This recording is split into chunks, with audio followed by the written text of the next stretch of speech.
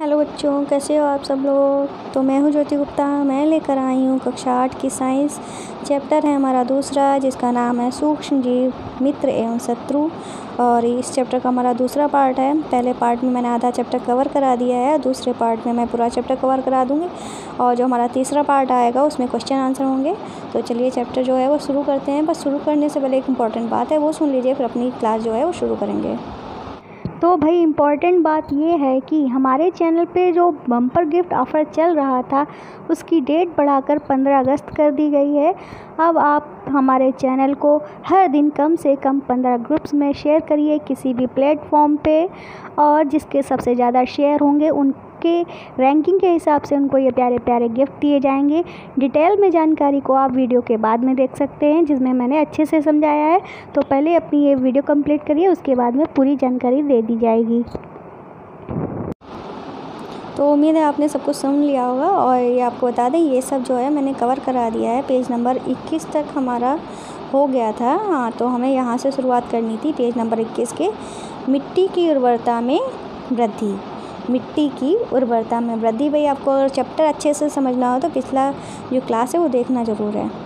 तो मिट्टी की उर्वरता में वृद्धि कैसे होगी। कुछ जीवाणु एवं नीले हरे शैवाल वायुमंडलीय नाइट्रोजन का स्थिरीकरण कर सकते हैं। मतलब कुछ जीवाणु और नीले हरे जो शैवाल होते हैं, वायुमंडल की जो नाइट्रोजन होती है उसका स्थिरीकरण कर सकते हैं। मतलब उसको हमारी मिट्टी में घोल सकते हैं। वो नाइट्रोजन किसको चाहिए होती है, हमारे पेड़ पौधों को चाहिए होती है।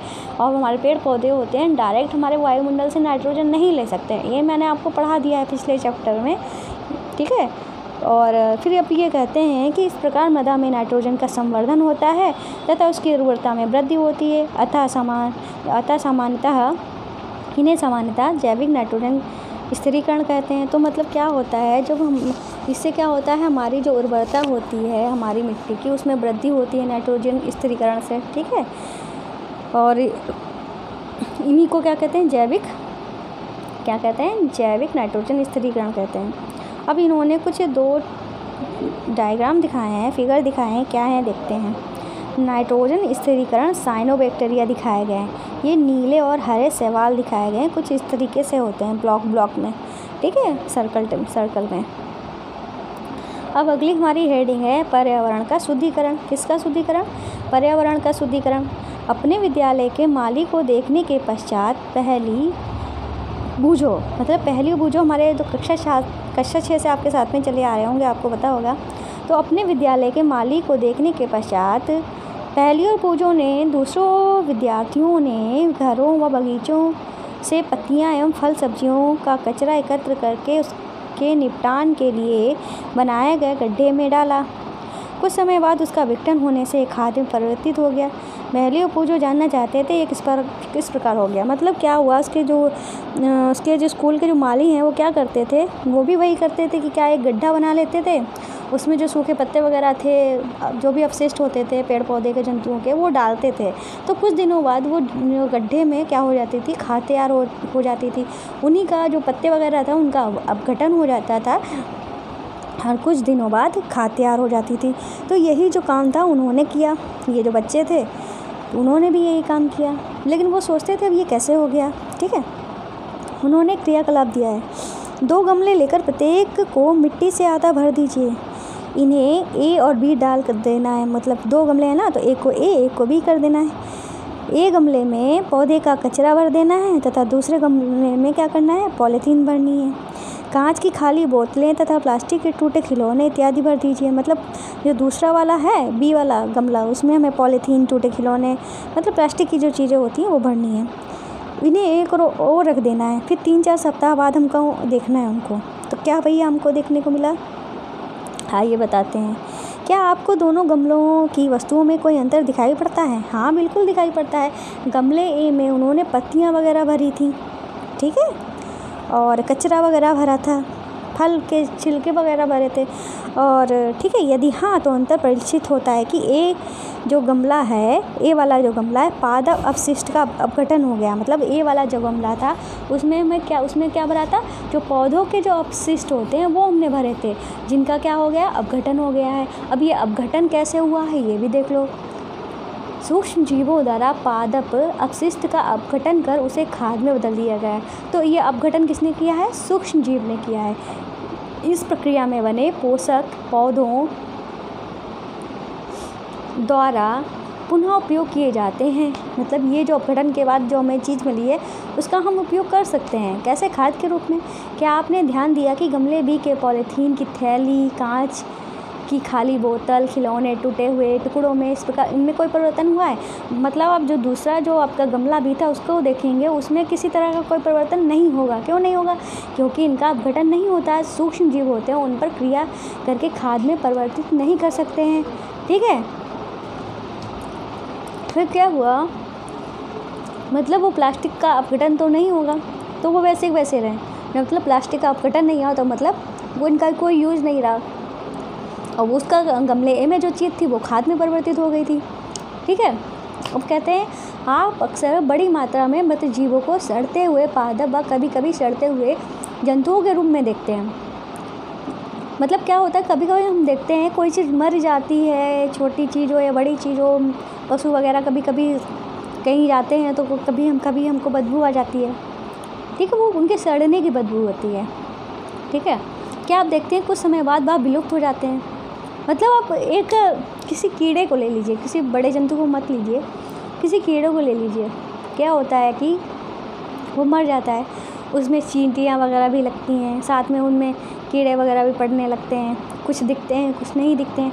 फिर अगर हम उनको पड़ा ही रहने देते हैं, कुछ दिन बाद उसको देखते कि वहाँ से सब कुछ साफ़ हो गया। मतलब क्या हो गया? उनका अपघटन हो गया। किसने किया? सूक्ष्म जीवों द्वारा हुआ। बाकी कीड़े मकोड़ों द्वारा भी हुआ है, पर सूक्ष्म जीवों द्वारा बिल्कुल अपघटन हो गया। ठीक है। सूक्ष्म जीव, इनका मुख्य कारण है कि सूक्ष्म जीव मृत जैविक अपशिष्ट का अपघटन करके उन्हें क्या कर देते हैं? सरल पदार्थों में परिवर्तित करते हैं। तो मतलब इसको क्या कह सकते हैं? वो क्या करते हैं? जटिल पदार्थों को किस में परिवर्तित कर देते हैं? सरल पदार्थों में परिवर्तित करते हैं। यह पदार्थ जो होता है अन्य पौधे जंतुओं द्वारा पुनः उपयोग कर लिया जाता है। मतलब अब ये जो पदार्थ जो भी होता है, इन्होंने सड़े गड़े पत्तियों की बात करते हैं, तो जो हमारे पास काला काला सा अजीब सा बचता है तो वो खाद के रूप में उपयोग भी हो जाता है। ठीक है। इस प्रकार हानिकारक एवं दुर्गंध युक्त पदार्थों का निम्नीकरण करने के लिए हम सूक्ष्म जीवों का उपयोग करके पर्यावरण का शुद्धिकरण कर सकते हैं। मतलब अब यही जो ये क्या करते हैं, यही सूक्ष्म जीव क्या करते हैं? हमारे पर्यावरण का शुद्धिकरण करते हैं। मतलब हमारे पर्यावरण को साफ सुथरा रखते हैं। हानिकारक सूक्ष्म जीव, अब हानिकारक सूक्ष्म जीवों की बात हो रही है। अभी तक हमने जो हमारे लिए लाभदायक सूक्ष्म जीव थे उनकी बात हो रही थी, अब हानिकारक सूक्ष्म जीवों की बात होगी। तो सूक्ष्म जीव अनेक प्रकार से हानिकारक होते हैं। कितने, कैसे? कई प्रकार से हानिकारक होते हैं। कुछ सूक्ष्म जीव मनुष्य, जंतु एवं पौधों में रोग उत्पन्न कर देते हैं। ठीक है। और रोग उत्पन्न करने वाले ऐसे सूक्ष्म जीवों को क्या कहते हैं? रोगाणु अथवा रोगजनक कहते हैं। क्या कहते हैं? रोगाणु अथवा रोगजनक कहते हैं। कुछ सूक्ष्म जीव भोजन, कपड़े एवं चमड़े की वस्तुओं को संदूषित कर देते हैं। मतलब कुछ सूक्ष्म जीव जो होते हैं वो भोजन हुआ, कपड़े हुआ, चमड़े जो होते हैं उनको भी खराब कर देते हैं। उनकी हानिकारक गतिविधियों के विषय में और अधिक जानकारी प्राप्त करेंगे। जैसे कि उन्होंने पहला बताया है, मनुष्य में रोगकारक सूक्ष्म जीव, मतलब ऐसे सूक्ष्म जीव जो मनुष्य में रोग उत्पन्न करते हैं। तो मनुष्य में रोग उत्पन्न करने वाले सूक्ष्म जीव श्वास द्वारा, पेयजल एवं भोजन द्वारा हमारे शरीर में प्रवेश करते हैं। तो कैसे प्रवेश करते हैं ये सूक्ष्म जीव हमारे शरीर में? पेयजल के द्वारा या भोजन के द्वारा। ठीक है। और संक्रमित व्यक्ति, मतलब जिसके अंदर प्रवेश कर गया है वो, या जंतु, मतलब जो भी जंतु या व्यक्ति है जिसके अंदर ये सूक्ष्म जीव प्रवेश कर गए हैं, के सीधे संपर्क में आने पर भी रोग का संचारण हो सकता है। मतलब कुछ सूक्ष्म जीव ऐसे होते हैं जो एक आदमी को हो गया, उस आदमी के संपर्क में दूसरा आदमी आ गया तो वो भी संक्रमित हो सकता है। ठीक है। उसका संचारण हो सकता है। तो क्या, जैसे कि आजकल चल रहा है कोरोना वायरस। ठीक है। आप ले सकते हैं ये एग्जाम्पल। फिर सूक्ष्म जीवों द्वारा होने वाले ऐसे रोग जो एक संक्रमित व्यक्ति से स्वस्थ व्यक्ति में वायु, जल, भोजन अथवा कायिक संपर्क द्वारा फैलते हैं, उन्हें संचरणीय रोग कहते हैं। क्या कहते हैं?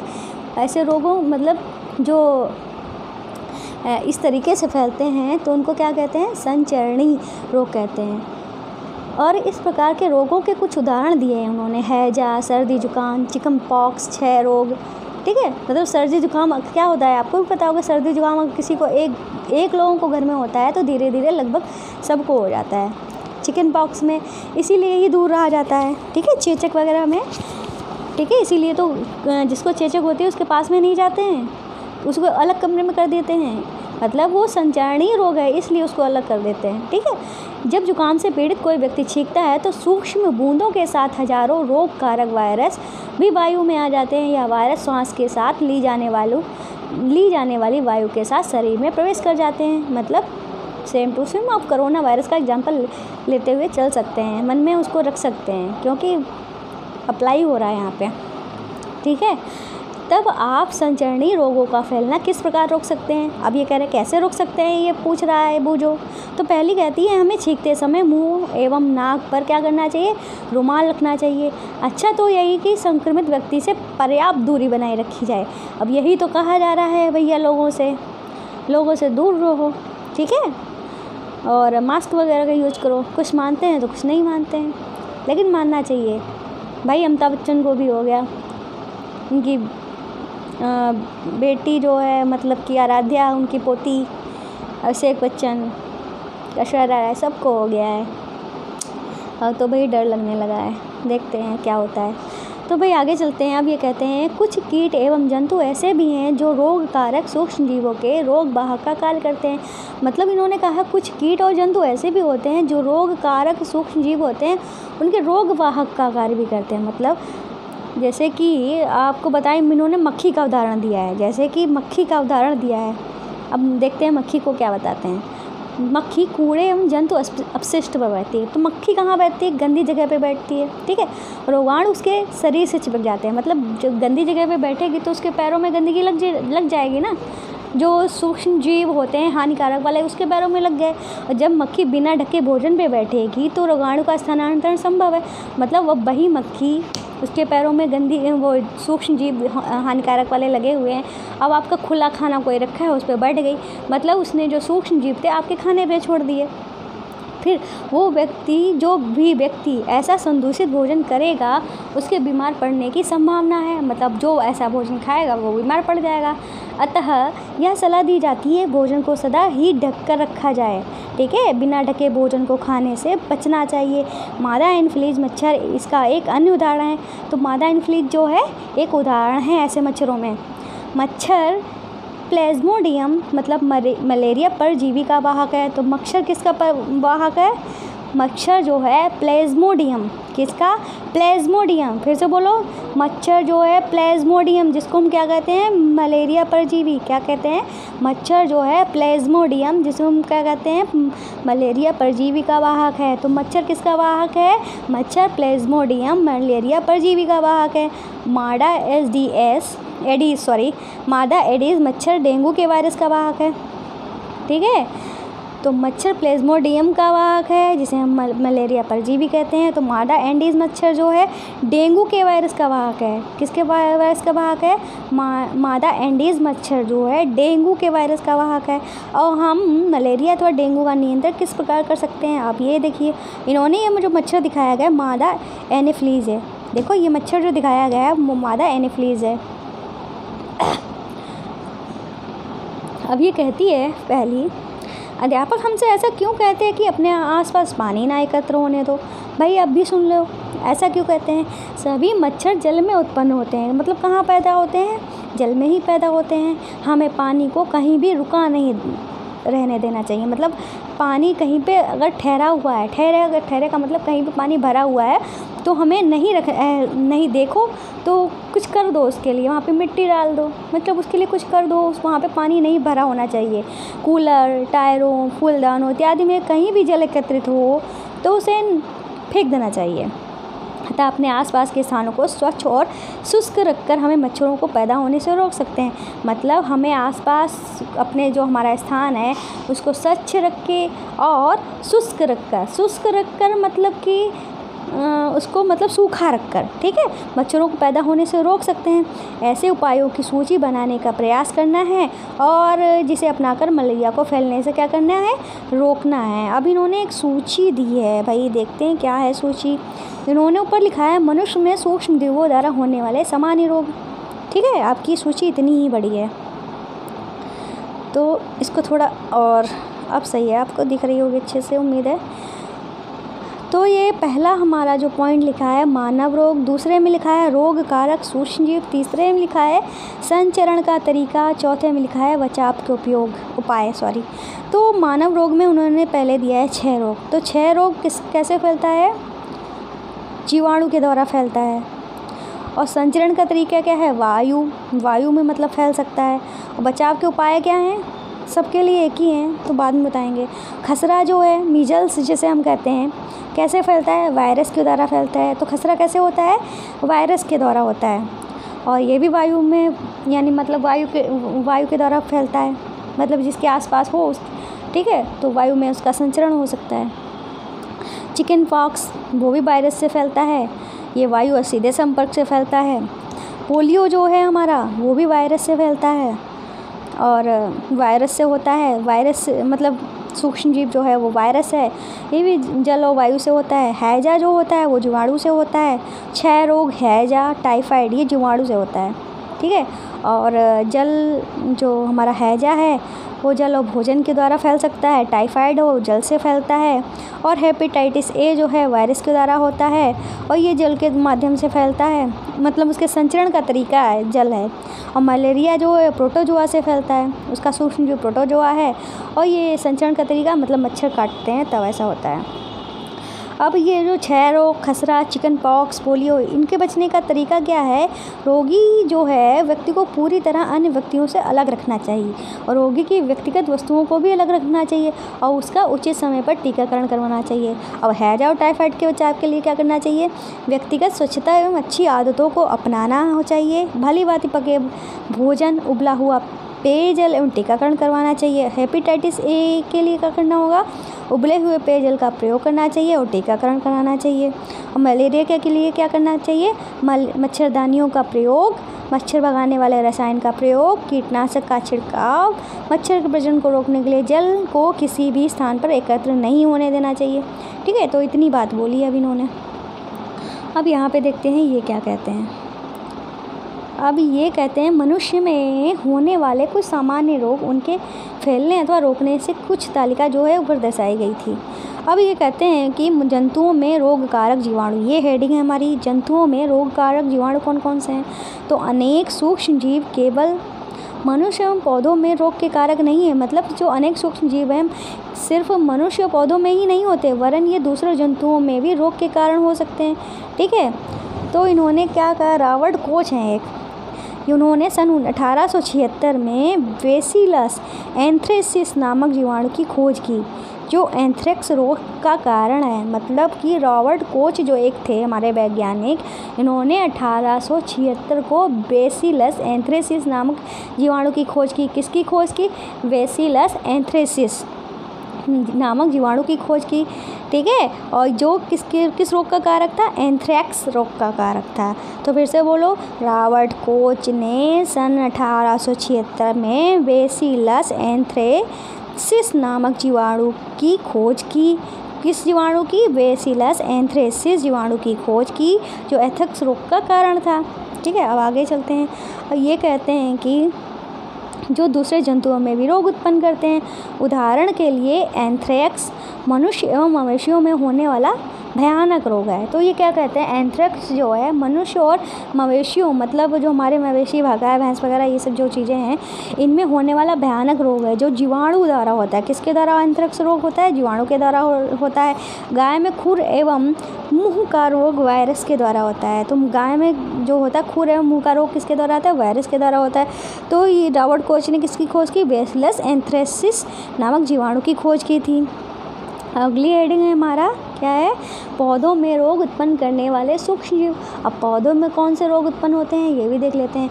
अनेक सूक्ष्म जीव गेहूँ, चावल, आलू, गन्ना, संतरा, सेब इत्यादि में पौधों में रोग के कारण है। तो कुछ सूक्ष्म जो ये हमारी फसल दी गई है, गेहूँ, चावल, गन्ना, आलू, संतरा, सेब, इनमें भी रोग के कारक होते हैं। रोग के कारण फसल की उपज में क्या आ जाती है? कमी आ जाती है।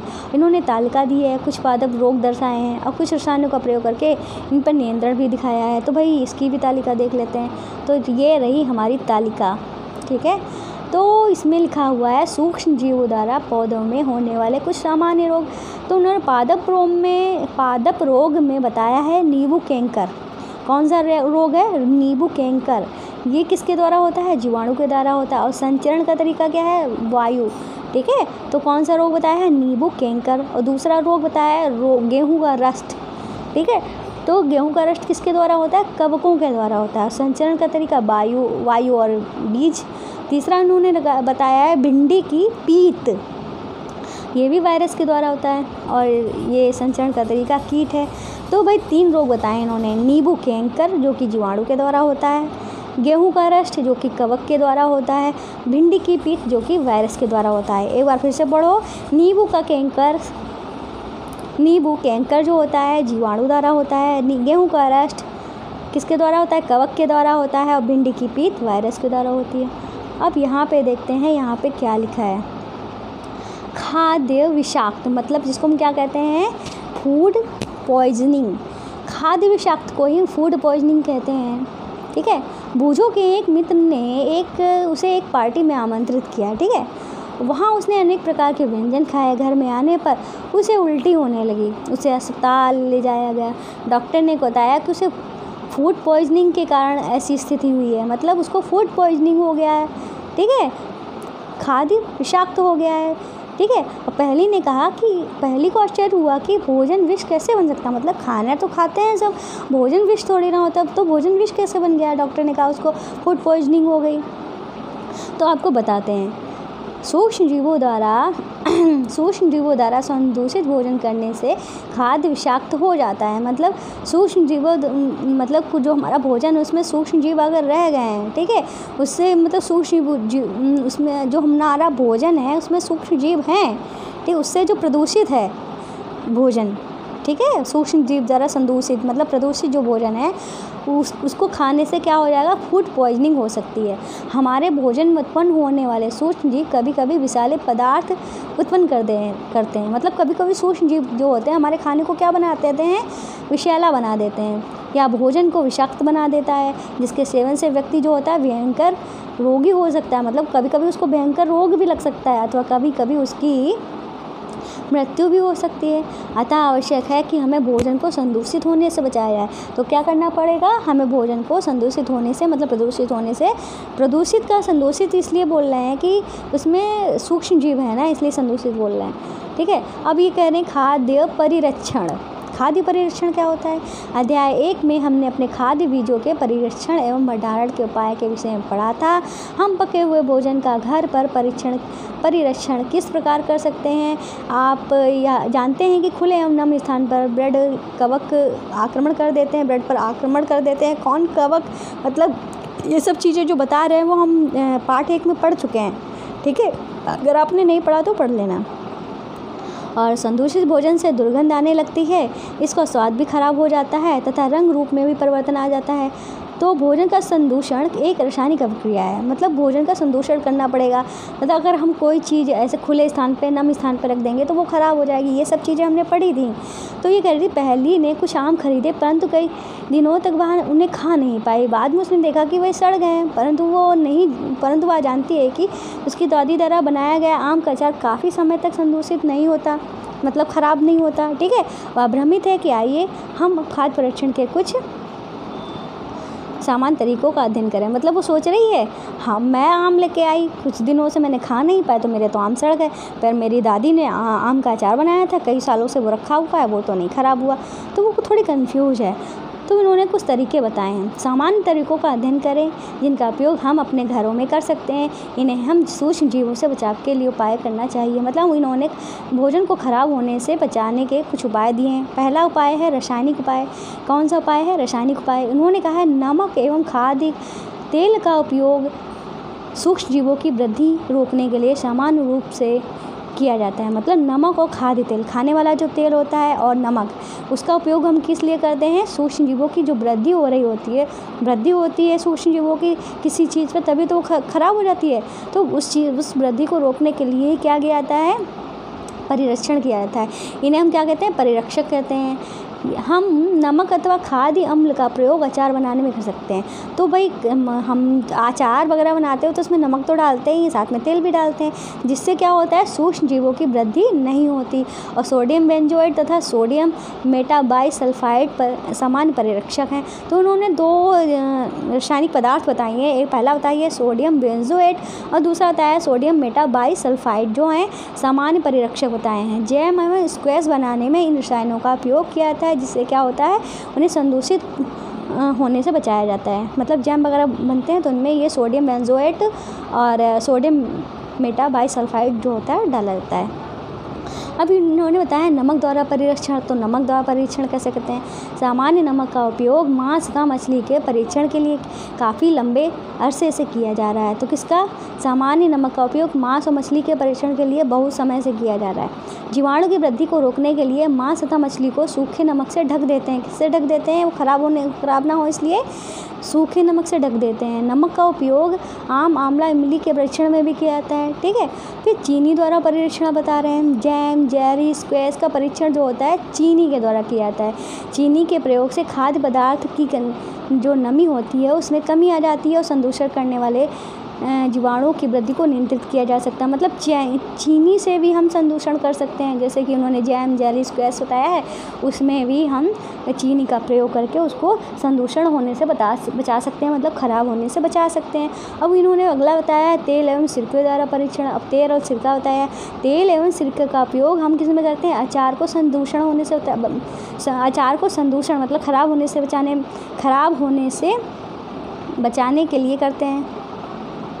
फिर क्योंकि इसमें जीवाणु जीवित नहीं रह सकते, सब्जियां, फल, मछली, मांस का परीक्षण इस विधि से करते हैं। जो हमारी सब्जियां होती हैं, फल होते हैं, इनका संदूषण हम ऐसे ही करते हैं।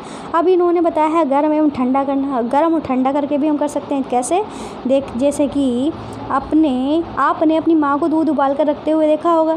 उबालने से एक सूक्ष्म जीव नष्ट हो जाते हैं, अनेक सूक्ष्म जीव नष्ट हो जाते हैं। मतलब दूध को उबालेंगे नहीं तो वो ख़राब हो जाएगा ना। दूध को उबाला इसीलिए जाता है जिससे वो ख़राब ना हो। इसी प्रकार हम अपना भोजन जो है किस में रख सकते हैं? रेफ्रिजरेटर मतलब फ्रिज में रख सकते हैं। और क्योंकि कम ताप पर सूक्ष्म जीवों की वृद्धि को रखता है। मतलब क्या होता है कि हम खाने को फ्रिज में रख देंगे, ऐसा क्यों करते हैं? कम ताप सूक्ष्म जीवों की वृद्धि को रोकता है। मतलब जितना ही कम ताप होगा तो वो हम क्या करेगा? सूक्ष्म जीवों की जो वृद्धि होगी उसको रोकेगा।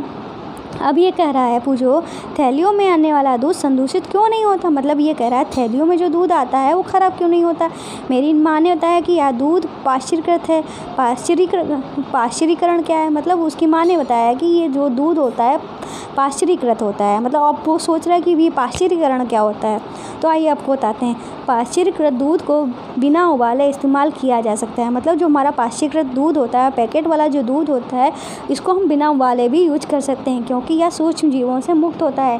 कैसा होता है ये दूध? सूक्ष्म जीवों से मुक्त होता है। इसके लिए क्या करते हैं? दूध को क्या करते हैं? सबसे ये जो वो दूध इकट्ठा करते हैं तो उस दूध को क्या करते हैं? बहुत सारे दूध होता है, उसको क्या करते हैं? वो 70 डिग्री सेल्सियस पे 15 से 30 सेकंड के लिए क्या करते हैं? गर्म करते हैं। कितने सेल्सियस पे? 30 डिग्री सेल्सियस पे 15 से 30 सेकंड के लिए वो गर्म करते हैं। फिर इसको एकाएक ठंडा कर, मतलब फिर एकदम से उसको ठंडा कर क्या करते हैं? उसका भंडारण कर देते हैं। ऐसा करने से सूक्ष्म जीवों की जो वृद्धि होती है वो रुक जाती है। फिर इस प्रक्रिया की खोज किसने की थी? लुई पाश्चर ने की थी। तो इन्हीं वैज्ञानिक के नाम पर ही इसको क्या कहा गया है? पाश्चरीकरण कहा गया है। अगला है हमारा भंडारण एवं पैकिंग। अब भंडारण और पैकिंग क्या होता है? आजकल मेवे व सब्जियां भी वायुरोधीशील हो गए हैं और पैकेटों में बेचे जाते हैं, जिससे सूक्ष्म जीवों से सुरक्षा होती है। मतलब आपने अब देखा होगा कि मेवे का मतलब इन्होंने ड्राई फ्रूट्स वगैरह जो होते हैं, हमारे जो अखरोट, बादाम वगैरह, ये भी वायुरोधी, मतलब सब्जियां, कुछ सब्जियां भी होती हैं उनको पैक कर देते हैं, बिल्कुल टाइटली पैक कर देते हैं। और इनको कैसे पैक करते हैं? सूक्ष्म जीवों से सुरक्षा करके पैक करते हैं, जिससे वो उनसे सुरक्षा हो जाती है सूक्ष्म जीवों से। फिर अगला है हमारा नाइट्रोजन स्थिरीकरण। अब ये क्या है? अब ये कह रहे हैं कक्षा 6 और 7 में राइजोबियम जीवाणु के बारे में आपने पढ़ा है। अगर आपने नहीं पढ़ा है भाई तो चैनल की प्ले लिस्ट में आपको मिल जाएंगे। कक्षा 6, 7 सबकी क्लासेस पढ़ी हुई हैं, आपको मिल जाएंगे। जो लेग्यूम पौधों में नाइट्रोजन स्थिरीकरण में सहायक होते हैं। तो क्या राइजोबियम जीवाणु जो होते हैं वो लेग्यूम पौधे, जो हमारे दलहन पौधे, मतलब दाल वाले जो पौधे होते हैं, उनमें नाइट्रोजन स्थिरीकरण में सहायक होते हैं। ये कह रहे हैं स्मरण कीजिए, क्या स्मरण करना है, राइजोबियम जो है लेग्यूम पौधों की ग्रंथियों में होते हैं। ठीक है, ये कह राइजोबियम कहाँ होते हैं, पौधों की जो ग्रंथियाँ होती हैं उनमें रहते हैं। तो फिर से बोलिए, राइजोबियम लेग्यूम पौधे जो होते हैं उनकी ग्रंथिकाओं में रहते हैं, जैसे सेम और मटर जो एक सहजीविता है। सेम और मटर क्या है, एक सहजीवी पौधे हैं। सेम और मटर क्या है, सहजीवी पौधे। सेम और मटर क्या है, सहजीवी पौधे हैं। तो आप अक्सर देखेंगे जहाँ सेम होगी वहाँ मटर होगी, जहाँ मटर होगी वहाँ सेम होगी। ठीक है, कभी कभी तड़ित विद्युत द्वारा नाइट्रोजन का स्थिरीकरण होता है। तो इन्होंने बोला है कि कभी कभी तड़ित विद्युत द्वारा नाइट्रोजन का स्थिरीकरण होता है। अब तड़ित विद्युत क्या होती है, जो बिजली आकर गिरती है ज़मीन में, उससे भी हमारी नाइट्रोजन का स्थिरीकरण होता है। परंतु आप जानते हैं कि नाइट्रोजन की मात्रा वायुमंडल में स्थिर रहती है। आपको आश्चर्य होगा कि यह संभव कैसे है, इसके बारे में अगले चैप्टर में हम समझेंगे। ठीक है, इसके विषय में हम अगले भाग में समझेंगे। ठीक है, तो अब नाइट्रोजन चक्र दिखाया गया है। ठीक है, नाइट्रोजन चक्र क्या है, हमारे वायुमंडल में कितने परसेंट नाइट्रोजन गैस है, 78% नाइट्रोजन गैस है। ठीक, कितने परसेंट है, 78%। नाइट्रोजन सभी जीवों के आवश्यक संघटक है, जो प्रोटीन पर्णहरित न्यूक्लिक एसिड एवं विटामिन में उपस्थित होता है। मतलब नाइट्रोजन तो हमारे लिए इम्पोर्टेंट भी है और हमारे वायुमंडल में कितनी है, 78% है। पौधे एवं जंतु वायुमंडलीय नाइट्रोजन का उपयोग सीधे नहीं कर सकते। मतलब पौधे और जंतु जो होते हैं वायुमंडल में जो उपस्थित नाइट्रोजन है, नाइट्रोजन तो बहुत ज़्यादा है, पर उसका उपयोग जो होता है वो सीधे नहीं कर सकते। ये सब मैंने पिछले चैप्टर में पढ़ाया है। ठीक है, और कक्षा 6 और 7 में पढ़ाया, देख लेना, वहाँ अच्छे से समझाया है। मिट्टी में उपस्थित जीवाणु व नीले हरे शैवाल वायुमंडलीय नाइट्रोजन का स्थिरीकरण करके नाइट्रोजन यौगिकों में परिवर्तित कर देते हैं। मतलब क्या करते हैं, मिट्टी में जो उपस्थित जीवाणु होते हैं, जैसे नीले हरे शैवाल हुए, ठीक है, और सूक्ष्म जीव, यही सब हमारे जो सूक्ष्म जीव हैं, वो नाइट्रोजन का स्थिरीकरण करके नाइट्रोजन यौगिकों में परिवर्तित कर देते हैं। तो क्या करते हैं, नाइट्रोजन का स्थिरीकरण करके क्या करते हैं, नाइट्रोजन को यौगिकों में परिवर्तित कर देते हैं, नाइट्रोजन यौगिकों में परिवर्तित कर देते हैं। जब नाइट्रोजन इस प्रकार उपयोगी यौगिकों में परिवर्तित हो जाती है तो पौधे इसका उपयोग मिट्टी में से जड़ तंतु द्वारा करते हैं। मतलब क्या कह रहे हैं, जब नाइट्रोजन इस प्रकार उपयोगी यौगिकों में परिवर्तित हो जाती है तब क्या होता है, पौधे इसका उपयोग किस में करते हैं, मिट्टी में से जड़ तंतु द्वारा किया जाता है। तो इसका उपयोग कहाँ करते हैं, जब नाइट्रोजन जो होती है जो पौधों के लिए जो उपयोगी यौगिक होते हैं उनमें परिवर्तित हो जाती है, तो पौधे इसका उपयोग किससे करते हैं, जड़ तंत्र द्वारा करते हैं। किससे करते हैं, जड़ तंत्र द्वारा करते हैं। इसके पश्चात अवशोषित नाइट्रोजन का उपयोग प्रोटीन एवं अन्य यौगिकों के संश्लेषण में करते हैं। मतलब क्या कह रहे हैं, इसके पश्चात जो अवशोषित नाइट्रोजन जो होती है उसका उपयोग किस में करते हैं, प्रोटीन एवं अन्य यौगिकों के संश्लेषण में करते हैं। अब कहते हैं कि पौधों पर निर्भर करने वाले जंतु उनसे प्रोटीन एवं अन्य नाइट्रोजनी यौगिक प्राप्त करते हैं। मतलब पौधे पर निर्भर करने वाले जो अन्य जंतु होते हैं उनसे ही प्रोटीन प्राप्त करते हैं। मतलब हमको प्रोटीन कहाँ से मिलती है, दाल वगैरह से मिलती है। ठीक है, दाल तो समझ रहे हो ना, उन्होंने प्रोटीन ली ज़मीन से, ठीक है, अपनी क्रियाओं के द्वारा, हमने प्रोटीन ली पौधों से, यही बता रहे हैं।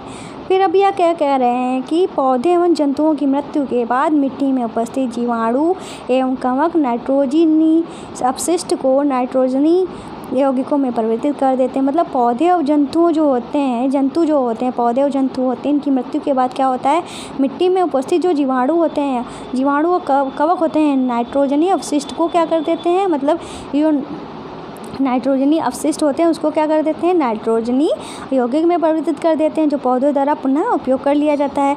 कुछ विशिष्ट नाइट्रोजनी यौगिकों में नाइट्रोजन गैस जो होती है परिवर्तित कर देते हैं और जो वायुमंडल में चली जाती है। मतलब कुछ जो होती है गैस में परिवर्तित हो जाती है, जो गैस में परिवर्तित हो जाती है तो कहाँ चली जाती है, वो हमारे वायुमंडल में चली जाती है। परिणामतः वायुमंडल में नाइट्रोजन की मात्रा जो होती है वो क्या होती है, लगभग स्थिर रहती है। इन्होंने एक डायग्राम दिखाया है, देखते हैं क्या है। नीचे लिखा है नाइट्रोजन चक्र। बोलते बोलते मुंह दर्द होने लगता है यार। ठीक है, तो ये क्या कह रहे हैं, सबसे पहले उन्होंने क्या दिखाया है, यहाँ पे उन्होंने दिखाया है मिट्टी में उपस्थित नाइट्रोजन के यौगिक। तो मिट्टी में क्या है, नाइट्रोजन के यौगिक उपस्थित हैं। फिर ये कहाँ गए, जीवाणु द्वारा नाइट्रोजन यौगिकों का गैसीय नाइट्रोजन में परिवर्तन, मतलब ये जो यौगिक थे वो किसमें, गैसीय नाइट्रोजन में परिवर्तित हो गए। फिर ये कहाँ चले गए, वायुमंडल में चले गए। फिर वायुमंडल से क्या हुआ, वायुमंडल से जाने के बाद वायुमंडलीय नाइट्रोजन का जीवाणु एवं नीले हरे शैवाल द्वारा क्या हुआ, स्थिरीकरण हुआ। फिर इस नाइट्रोजन का स्थिरीकरण हुआ। स्थिरीकरण होने के बाद क्या हुआ, जीवाणु द्वारा स्थिर नाइट्रोजन को नाइट्रोजन यौगिकों में परिवर्तित कर दिया गया। मतलब स्थिरीकरण के बाद जो नाइट्रोजन यौगिकों में परिवर्तित हो गया। ठीक है, यौगिकों में परिवर्तित होने के बाद क्या हुआ, मिट्टी में उपस्थित नाइट्रोजन के यौगिक बने। फिर इसके बाद वायुमंडल से एक और क्रिया हुई, तड़ित, मतलब वायुमंडल में जो नाइट्रोजन यौगिक थे वो तड़ित द्वारा नाइट्रोजन स्थिरीकरण हुआ। मतलब जो बिजली वगैरह गई उससे भी नाइट्रोजन का स्थिरीकरण हुआ। फिर वो डायरेक्ट ही यौगिक में चेंज हो गए। फिर जब यौगिक में चेंज हुए तो क्या हुआ, वो पौधों की बात बताइए, पौधों द्वारा उनका अवशोषण हुआ। जब पौधों ने उनको अवशोषित किया फिर उसके बाद पौधों द्वारा इस पौधों को किसने खाया, जंतुओं ने खाया। फिर जंतुओं ने क्या किया, उत्सर्जन एवं जीवों की मृत्यु के द्वारा उत्पन्न नाइट्रोजन अवशिष्ट पैदा हुए। मतलब जब उनकी जंतु ही या उन्होंने उत्सर्जन किया उसके बाद कुछ नाइट्रोजन निकले, जो नाइट्रोजन किसमें चेंज हो गई, यौगिकों में चेंज हो गई। फिर से वही उसका परिवर्तन हुआ। फिर मतलब ये चक्र जो है वो चलता रहता है, जिससे कि हम वायुमंडल में नाइट्रोजन की कमी भी नहीं होने देता है। ठीक है, तो इस तरीके से आपका चैप्टर ख़त्म हो गया। आइए जो कुछ पॉइंट हैं इंपॉर्टेंट वो भी देख लेते हैं। ठीक है, फिर आपका पूरा चैप्टर ख़त्म हो जाएगा। फिर नेक्स्ट चैप्टर में आपके क्वेश्चन आंसर कराएंगे। तो ये कह रहे हैं, पहला पॉइंट है, सूक्ष्म जीव अत्यंत छोटे होते हैं तथा बिना यंत्र की सहायता से नहीं देख सकते। मतलब सूक्ष्म जीव ऐसे होते हैं कि इतने छोटे होते हैं कि हम उनको बिना यंत्र की सहायता से नहीं देख सकते हैं। दूसरा पॉइंट है, यह बर्फीले शीत मौसम से उष्ण झरनों अथवा मरुस्थल से दलदल तक हर प्रकार के पर्यावरण में जीवित में रह सकते हैं। मतलब ये सूक्ष्म जीव होते हैं, हर प्रकार के मौसम में जीवित रह सकते हैं। सूक्ष्म जीव वायु, जल, मिट्टी, पौधे एवं जंतुओं के शरीर में पाए जाते हैं। मतलब सूक्ष्म जीव जो होते हैं हर जगह पाए जाते हैं। फिर ये कहते हैं ये एक कौशिक भी होते हैं और बहुकौशिक भी होते हैं। कौन, सूक्ष्म जीव। फिर अगला पॉइंट है, जीवाणु, कवक, प्रोटोजोआ, कुछ शैवाल सूक्ष्म जीवों के अंतर्गत आते हैं। मतलब ये जीवाणु, कवक, प्रोटोजोआ, शैवाल जो होते हैं वो हमारे सूक्ष्म जीव हैं। विषाणु जो होता है इनसे अलग है लेकिन फिर भी इसी वर्ग में सम्मिलित होता है। मतलब विषाणु भी सूक्ष्म जीव है पर कुछ इनमें अलग विशेषताएं होती हैं, पर इनको सम्मिलित कर दिया जाता है सूक्ष्म जीवों में। फिर विषाणु केवल परपोषी जैसे जीवाणु, पादप जंतु में गुणन करते हैं। मतलब ये विषाणु जो होते हैं परपोषी होते हैं, मतलब दूसरों पे निर्भर करते हैं, जैसे जीवाणु हुए, पादप हुए, जंतु हुए। ठीक है, और जैसे कि बात करते हैं कोरोना की, कोरोना जो है ज़मीन में पड़ा हुआ है, एक विषाणु है, वायरस है। ठीक है, वो पड़ा हुआ है, अपने आप मर जाएगा। पर वही कोरोना ज़मीन से उठकर कैसे न कैसे हमारे बॉडी में आ गया, हमारे हैंड, मतलब कि मेरे हैंड पे नहीं भैया, मतलब किसी भी मनुष्य के हैंड में लग गया। ठीक है, उसने हैंड से उस चीज़ को अपना हैंड अपने मुंह में डाल लिया है, आँख के पास डाल लिया है, नाक में डाल लिया है। ठीक है, इसीलिए मना किया जाता है आँख, नाक, कान से दूर रख के अपने हाथ पैरों को या तो धुलते रहें। ठीक है, तो फिर वो धीरे धीरे वहाँ से वो एक्टिव हो जाता है, हमारे श्वसन नली में चला जाता है, फिर वो एक्टिव हो गया तो मतलब हमको कोरोना हो गया। इसीलिए बार बार कहते हैं अगर बाई चांस आपको टच कहीं भी आपके हैंड वगैरह में कहीं बॉडी में कोरोना वायरस, मतलब वो वायरस आपके हैंड में है भी है तो वो धुलने से चला जाएगा। ठीक है, वो अभी एक्टिव नहीं हुआ है, एक्टिव कब होगा जब आपके श्वसन नली में जाएगा। तो आप समझ गए हैं ना। तो मतलब वो हम पर डिपेंड करता है, ज़मीन में पड़ा है, कहीं भी है, सब्जियों पे है, वो है, एक्टिव नहीं है। मतलब वो किस कब एक्टिव होगा, जो सजीव चीज़ें होती हैं, जंतु है, जीवाणु है, पादप कैसे, जो सजीव होते हैं उन पे। और कुछ सूक्ष्म जीव औषधि में अल्कोहल के वाणिज्यिक उत्पादन में उपयोगी होती हैं। कुछ सूक्ष्म जीव जैविक कचरे जैसे कि मृत पौधे एवं जंतु अपशिष्ट को अपघटित कर सरल पदार्थों में परिवर्तित कर देते हैं तथा वातावरण को स्वस्थ रखते हैं। प्रोटोजोआ अतिसार एवं मलेरिया जैसे रोग उत्पन्न करते हैं। और कुछ सूक्ष्म जीव हमारे भोजन को विषाक्त कर देते हैं। और कुछ सूक्ष्म जीव लेग्यूम पौधों की जड़ों अथवा गंधिकाओं में पाए जाते हैं। ये वायुमंडलीय नाइट्रोजन को मिट्टी में स्थिरीकृत कर देते हैं, जिससे मिट्टी की उर्वरता में वृद्धि होती है। मिट्टी में उपस्थित कुछ जीवाणु और नीले हरे शैवाल वायुमंडलीय नाइट्रोजन को स्थिरीकृत कर नाइट्रोजनी यौगिकों में परिवर्तित कर देते हैं। फिर लास्ट हमारा पॉइंट है, विशेष जीवाणु मिट्टी में उपस्थित नाइट्रोजनी यौगिकों को नाइट्रोजन गैस में परिवर्तित कर देते हैं, जिसका निमोचन वायुमंडल में होता है। तो इस तरीके से भाई आपका चैप्टर जो है वो पूरा कंप्लीट हो गया। धन्यवाद जी। भाई जातने कि आपका जो एक्सरसाइज है तो बाद में कंप्लीट मतलब इसके बाद जो पार्ट आएगा उसमें हो जाएगी पूरी एक्सरसाइज। और भाई एक और बात है, हमारी गुरु दक्षिणा देते जाइएगा, ठीक है। और गुरु दक्षिणा में क्या करना है भाई, हमारे चैनल को सब्सक्राइब करना है। सब्सक्राइब कर लिया है तो थैंक यू, नहीं तो क्या करना है, लाइक और शेयर कर दीजिए। यही गुरु दक्षिणा है। तो भाई उम्मीद है आपको जो चैप्टर है वो अच्छे से समझ में आया होगा। अब बात करते हैं अपनी गुरु दक्षिणा की। तो गुरु दक्षिणा में आपको क्या करना है, हमारे चैनल को सब्सक्राइब करना है, ठीक है। अगर सब्सक्राइब कर लिया है तो भाई लाइक तो ज़रूर कर देना। वीडियो पसंद तो आया ही होगा। लाइक करने के साथ साथ आपको हमारे चैनल को शेयर करना होगा, ठीक है। सब्सक्राइब कर दिया है तो हमारे चैनल को शेयर कर दीजिए। यही हमारी गुरु दक्षिणा है। किसी तरह का कोई पैसा नहीं मांग रहे, कुछ भी नहीं मांग रहे, बस क्या कह रहे हैं कि आप हमारे चैनल को लाइक करिए, शेयर करिए, ठीक है। और अपने आपके जो फ्रेंड्स हैं, आपका जो ग्रुप सर्कल है, जो आपके जानने पहचानने वाले ऐसे लोग जो 3rd से लेकर 12th क्लास में हैं, उनको आप शेयर कर सकते हैं। हमारे चैनल पर सारी क्लासेज होंगी, आप उनको बता दीजिए, ठीक, शेयर कर दीजिए। यही हमारी गुरु दक्षिणा है। और बात करते हैं अपने बम्पर ऑफ़र की। तो बम्पर ऑफ़र में क्या है, आपके लिए खुशखबरी भी है। वो ये है, अभी तक 30 जुलाई तक के लिए ऑफ़र चल रहा था, पर लॉकडाउन भी बढ़ रहा है कोरोना केस के चक्कर में। तो अब लॉकडाउन के साथ साथ ये जो हमारा ऑफ़र है, बम्पर जो ऑफ़र है, उसको भी थोड़ा शिफ्ट करना पड़ेगा। तो ये मैंने 15 अगस्त तक के लिए कर दिया है। तो इसमें आपको क्या करना है कि हर दिन कम से कम 15 ग्रुप्स में आपको शेयर करना है, ठीक है। 15 से कम करेंगे तो आप रैंकिंग में नहीं आएंगे, 15 से ज़्यादा करेंगे तो आप रैंकिंग में आएंगे। और जो टॉप 10 लोग होंगे, 10 लोग होंगे, उनको ये गिफ्ट जो हैं प्रोवाइड किए जाएंगे बिल्कुल फ्री में। किसी तरह का कोई पैसा नहीं लगेगा। बस आपको इतना करना है कि 15 से ज़्यादा लोगों को हर दिन ग्रुप्स में शेयर करना है। जो भी ग्रुप्स हैं, आप किसी भी प्लेटफॉर्म पे शेयर कर सकते हैं। व्हाट्सएप हुआ, इंस्टाग्राम हुआ, टेलीग्राम हुआ, फेसबुक हुआ, किसी पे भी आप शेयर कर सकते हैं। कम से कम 15 ग्रुप्स में आपको शेयर करना है, कहीं भी करिए, ठीक है। तो आप अगर पाना चाहते हैं तो हमारे चैनल को शेयर करना ना भूलिए। और आगे चलते हैं तो आपको बता दें, हमारा चैनल जो है, आप इस पे जाएंगे तो आपको प्लेलिस्ट दिखेगी। प्लेलिस्ट में आपको सारे जो चैप्टर हैं, सारे आपको सब्जेक्ट वाइज सारे चैप्टर जो होंगे वो इसमें मिल जाएंगे। अगर आपको कोई भी विषय का चैप्टर पढ़ना है, किसी भी क्लास का, तो आपको वो इसमें आसानी से मिल जाएगा।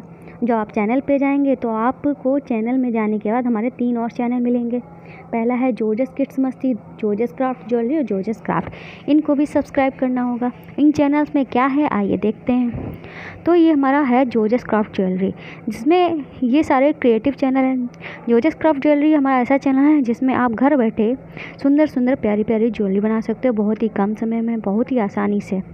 अगर आप चाहते हैं क्रिएटिव बनना तो हमारे वीडियो को देखिए। दूसरा चैनल जोजस किड्स मस्ती है, जो बच्चों के लिए है, ठीक है। तो अगर आपके घर में बच्चे हैं तो उनको ये चैनल दिखा सकते हो। तीसरा चैनल है जोजस क्राफ्ट, जिसमें घर की बेकार चीज़ों से सुंदर सुंदर क्राफ्ट बनाए जाते हैं, ठीक है। ये हमारे चैनल का नाम है, ठीक है। ये सब पुरानी शादी के कार्ड वगैरह हैं, टिश्यूज़ वगैरह हैं, इनसे बनाए गए हैं। अगर आप क्रिएटिव बनना चाहते हैं, ठीक है, तो हमारे इन चैनल्स को भी सब्सक्राइब कर लीजिए। तो भाई, और साथ में क्या कहना है फिर से, आप हमारे चैनल को लाइक करना, शेयर करना बिल्कुल ना भूलें। और साथ एक इम्पॉर्टेंट बात यह है कि बेल आइकन को हिट कर दिया करिए। हिट करने से क्या होगा, मेरी जो भी नई वीडियो अपलोड होगी आपको तुरंत नोटिफिकेशन मिल जाएगा और आप देख लेंगे, ठीक है।